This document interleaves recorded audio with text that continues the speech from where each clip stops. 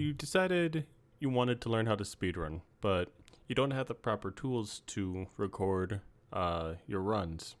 We're going to show you how to install OBS and LiveSplit so you're able to both record and have splits to show how you do for each level. And we're also going to set up the Autosplitter as well for Superliminal. Now, Superliminal does have a in-game timer that you can turn on yourself, and while that does work, you might want to feel a little bit more like when you get better with runs, you want to see how well you do with each level. And this is going to be the setup on how we would do that. So first, of course, we open up our browser to whichever one that we feel comfortable with. I'm just going to be using Firefox. Chrome will work as well. But first, let's say that you want to install OBS, since that is a free and one of the most common softwares for recording and streaming. So we could either type in OBS and go with Google. So we can either go with OBS and then click obsproject.com, or we could just type in obsproject.com. It doesn't matter. You're probably not going to have to type in a single thing because these are all going to be in the description down below. So whatever platform you use, if you use Windows, if you use Mac, or if you use Linux. For Linux, you could probably get it with the distribution store or whatever, whichever distribution you use. It'll probably be in there anyways instead of coming over here to download it. But for Windows and Mac, I'm not able to speak entirely about for Mac, but at least for Windows, you do have to come to here so you can download the latest version. So go ahead and click that. It should download automatically. For Firefox, it asks if you want to save it. So we're going to go ahead and save it. And then we can come up here and start installing it. And it's going to ask us to if we want to launch it. We'll just say yes, and then we'll continue with the basic setup. It says that our OBS is already running, but you could probably just go with all the defaults on it. Don't worry about it too much, but OBS is a fairly simple thing to install. And then once we have OBS installed, it might look a little bit different than yours, but the overall thing, or like the overall product, is still pretty much the same. You'll have your scenes over here. You'll have your sources. You'll have all these different things. If you want to just record, we have the record button right here. If there's something that you have to take care of, but you don't want to entirely stop the recording, because you don't want to have multiple different parts, you can press the pause button right here, and then you can resume recording. And then there's studio mode, where if you have multiple different scenes and you want to have a seamless transition between them, then you can open up studio mode. Here is what they'll be seeing, and this is what you'll be seeing. So like if we added a new scene, they wouldn't see anything. So you could do whatever you want. So then when you do a transition, you could either do whatever ones you want. It'll just fling over to this one so that the viewers will be seeing this one, and then whatever one you had previously will be over here. It's pretty neat. I'm not sure how often you'll use it, if at all, but there's always that you could look at. And then when it comes to the settings on the OBS, so you'll have your stream key. So like if you stream on Twitch, YouTube, Facebook, whatever you stream to, you'll have your stream key. So we'll do use stream key. And then when you go to your Twitch account, well, I'm using Twitch as an example. I'm not 100% sure how YouTube would work, but we'll go to our Twitch account. So twitch.tv.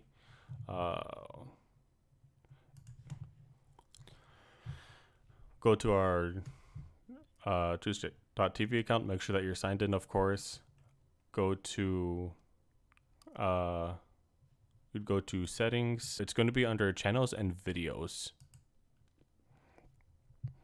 So that's going to be the one that it's going to be. This will be your stream key. Make sure that you do not show this to anyone. Otherwise, they'll be able to stream on your account, and you do not want that. So essentially what you just do, you just press copy, and then you just paste that stream key into there. And then for the server, depending on where you live, your mileage may literally vary depending on where you are. So just pick whichever one that you live closest to. So I live in the US.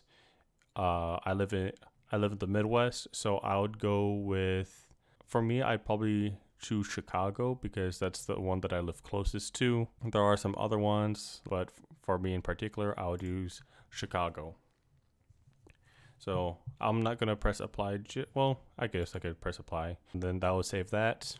And then when we move to output, this will be different. Your output will be set to simple. I like to change it to advanced because it gives you a lot more option.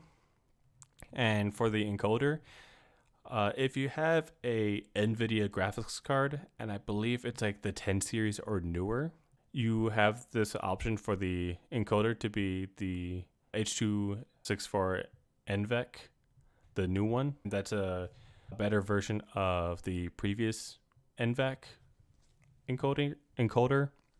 So in this computer that I'm using as this demonstration, I have a GTX 1660. So I'm going to be using that. And then there's plenty of tutorials on what your settings should be for streaming. So you'll definitely have to use a program, or not program, but use a website called speedtest.net to see what your internet speed is. So the one that you'd be looking for is going to be your upload speed. Since you're going to be streaming, that's what you're going to care about. So we're just going to have this run for a quick minute. I'm just going to put this off to the side so we can focus on different things while that's running. So when we come to recording, it might say that, do you want to use the same one as your streaming setup? I like to have a different kind of format or whatever for recording. So when it starts off, it's going to be, I believe, FLV. I changed that to MP4. That's a widely accepted video format, so don't need to worry about that. Make sure that the encoder is the same because this is a better encoder. And then rate control. So before it would be CPR, which would, I believe, I'm not going to get into the technical side of things, but there are a bunch of different ones that you can choose. But for recording, I prefer to use CPR or CQP. I don't know what I'm saying, but choose that one and then just mess around with values for that. Since you're not going to be streaming, you're not going to be using your bandwidth at all. Recording can have a higher quality than streaming. So there's plenty of OBS tutorials as well that you can look at. But since we're already taking a look at it, doing a dive, I thought might as well look at it. And then you definitely want to change your resolutions. I haven't talked about that because I want to talk about that here. You probably don't want to stream at 1080 or 720. I mean, you probably can, but that also depends on your bitrate as well. So, oh, it came into an error. Well, that's nice. Based on your upload speed, you want to set your kind of quality around that. Take a look at different OBS tutorials. They'll go on a deeper dive on how to do that kind of stuff. So this is the upload speed. This is what we're really going to worry about. So got 10, 11 up, 9 up. So for myself, I could probably stream perfectly fine in 1080p, but I probably don't want to worry about that. Get out of here. I don't care. That's perfectly fine for me. But depending on some other people, they probably won't be able to have that resolution to watch at, especially for I'm not sure if Twitch still does this, but before they used to for non-partners or affiliates, you wouldn't be able to change the resolution. I'm not sure if that's still true or not, but I believe what my streaming resolution is 600 by 900, which is you won't really tell the difference. It's pretty much indecipherable between like 720p or 1080p, especially like it. Honestly, it doesn't matter. But what does matter is the downscale filter. You want. I'm not even going to attempt to pronounce this, but this is what you want. If you want, you could stream in 60 FPS. If that's a little bit too taxing for your system, you could go to 30 FPS. And then all this, I don't really care about. If you really want to, you could set a hotkey to mute your microphone or change scenes, whatever. It's up to you. All right, I spent enough time on this. Let's go into setting up LiveSplit. So back to our browser. What we want to do, we could either like before, we could either just type in LiveSplit, or we could type in livesplit.org. So we'll just go LiveSplit and then go LiveSplit. If you're using Google, it's going to be the first option. Otherwise, you could type in livesplit.org. Go to LiveSplit and then go to downloads. And then download whatever the most recent version is. And then go ahead and save that.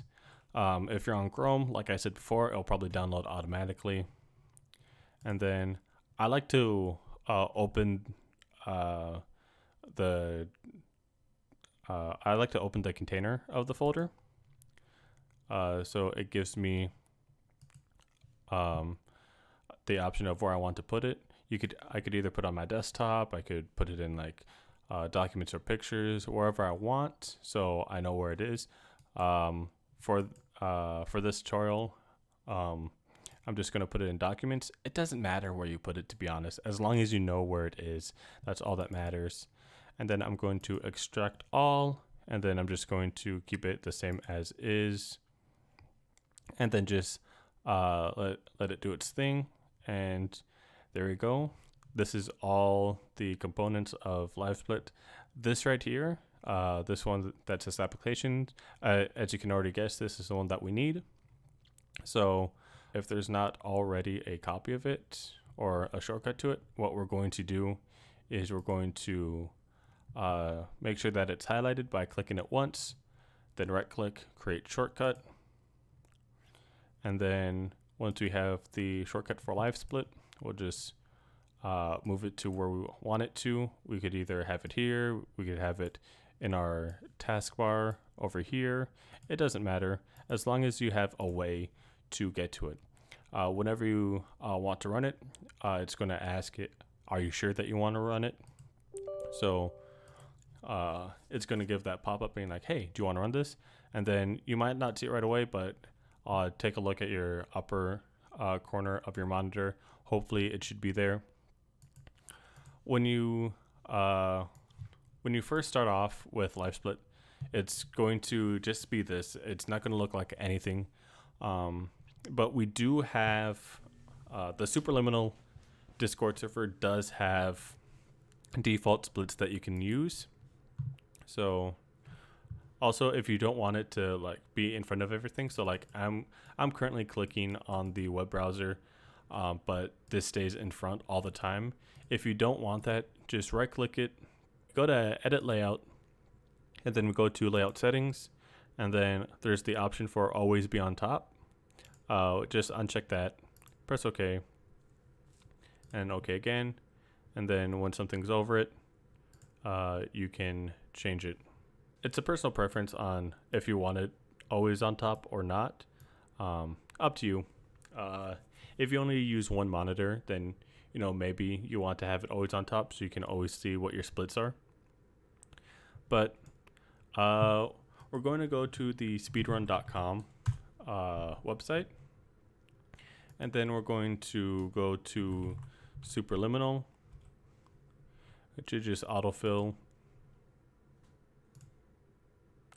And then we're going to go to our resources tab, and we're going to download the default splits. So if you don't want to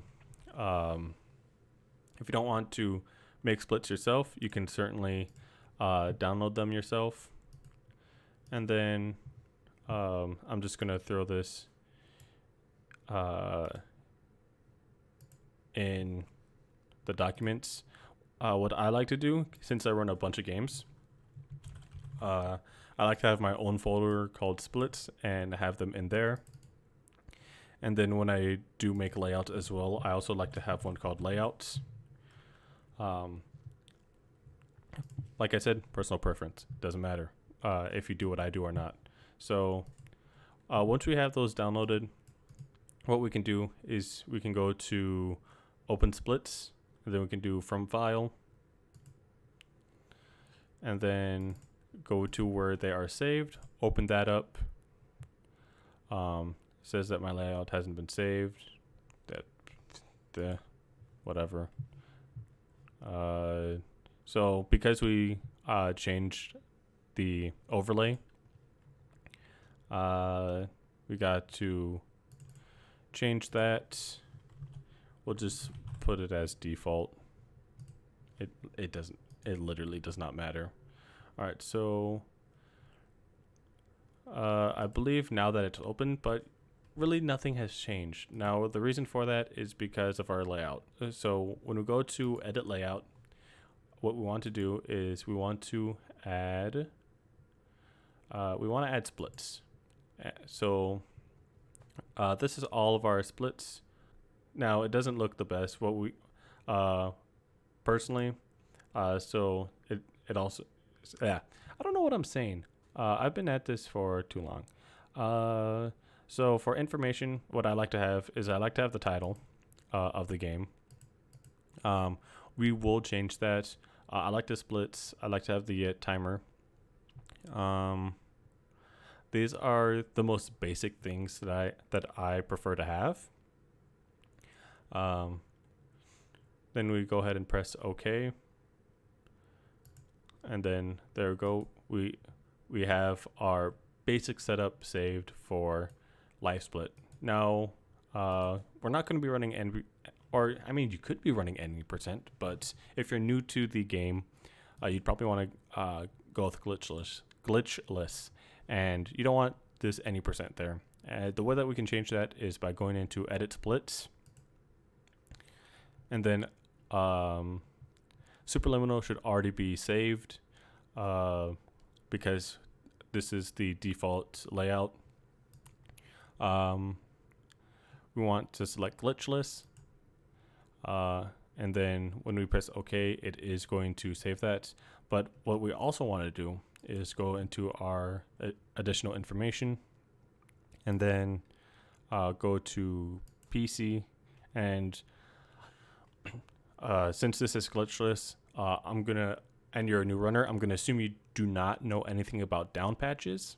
So just to make it easy, we're just gonna select this top option. Do not worry about the other ones. That's what we're going to be going with. And then we're going to go ahead and press OK. And then there we go. That's our basic setup for LiveSplit. But next, what we want to do is we want to add it to OBS, because we don't want to have a monitor capture going on the entire time. We want to be able to just have it on there, and that's it. So what we're going to do So we're going to press this plus icon, and then we're going to do a window capture. So that's just going to be right here. Make sure that you name your stuff properly so it's easy to find. I'm really bad at that. Make sure that you name it to something that you're able to easily find it. Press OK. And then whatever windows are open, it's going to target that. So we have LiveSplit, we have Steam, we have Discord, any one of those. So go ahead and select LiveSplit. And then I always uncheck the cursor for the window capture. Otherwise, it looks kind of weird in my opinion. So like if we still have this checked on, so like when we're clicked into it, it's going to show the mouse cursor. We don't want that. So I like to make sure that's checked off. Otherwise, that can be annoying. Here we have our LiveSplit. We can put it wherever we want. If we want it, so right now the aspect ratio should be locked. So it doesn't matter like if you click and hold from directly to the side, from the corners, it doesn't matter. But if you do shift and click, then that's when it will stretch and everything like that. So having shift and click, that will make it however you want it, for how wide you want it. You could have it just absolutely insufferable and have it like this. I don't think any of the mod members would like it, but just normal clicking and holding it from the corner will reset its size. Otherwise, you can go to LiveSplit, transform, or no, transform, and then you should be able to reset. So yeah, reset transformation, go back to a default space. Next thing we want to do, so when we start running Superliminal, what we want to happen, there's not going to be any sound, so don't worry about it too much. So when we run Superliminal, what we want to happen is when we run the game, we want to have the both timers going automatically. So we'll turn that on. So in introduction, give this time to load up. So we don't actually have to like go all the way over there to sign it. We can just like turn here and look back. So one more time. Don't actually have to look, just there. Oh, there. Oh, there. But as soon as we leave here, we want both the timer and LiveSplit to go automatically. So the way that we can do this is from the Superliminal Discord server. I'm just going to use the web browser as an example. If you already have Discord installed, and you're in the Superliminal Discord server. If not, there is the invite link to the Discord server. So if you really want to, you can go there. I'm just going to do it in my web browser for convenience. I know this is heathenish, but don't worry about it. So when we come to our Superliminal Discord server, there's a bunch of different channels. There's the rules. I know there's a lot of rules. Just make sure that you read through all of them. It can be daunting, I know. Announcements on either the game itself, LiveSplit, whatever. There might be some things that will be interesting to you. If you want to read over it, you can. There's quite a few rules, or not rules. There's quite a few things that are in the FAQ. You can take a look at that. And then what we want is the hashtag mod dev stuff. that's where we're going to find the Autosplitter. So let's see, we'll have to scroll up a little bit. It's going to be this nice.asl. So we'll go ahead and download that, put it into a spot that we know. For this demonstration, I've been using documents, so I'm going to slap it into there. Actually, no, that's a lie. I believe it needs to go into our components. So go into here. Just going to refresh this. So we have our nice.asl. You probably want to open up a different window for this. Here, I'll close this, as an example.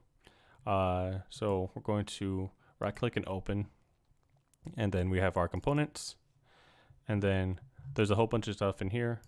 Just drag and drop the nice.asl into there, and then that's really about it. That's really all that you have to do.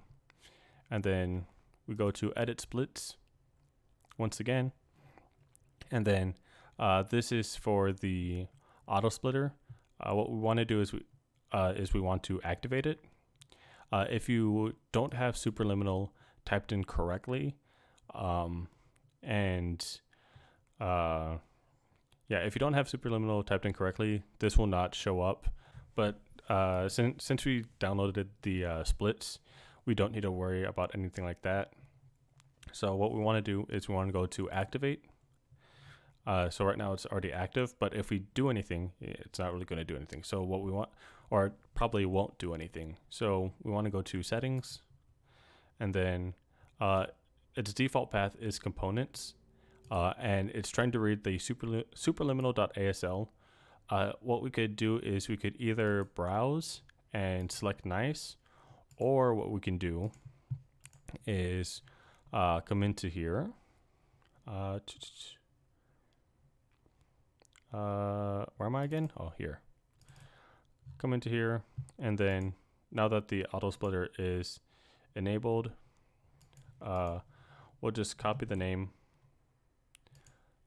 delete it, and then just rename it to the superliminal.asl. So now when it's reading it, it's going to be reading whatever we download it to. So as a recap, we copied the name of the original ASL file, deleted the ASL file, renamed nice.asl to the old version.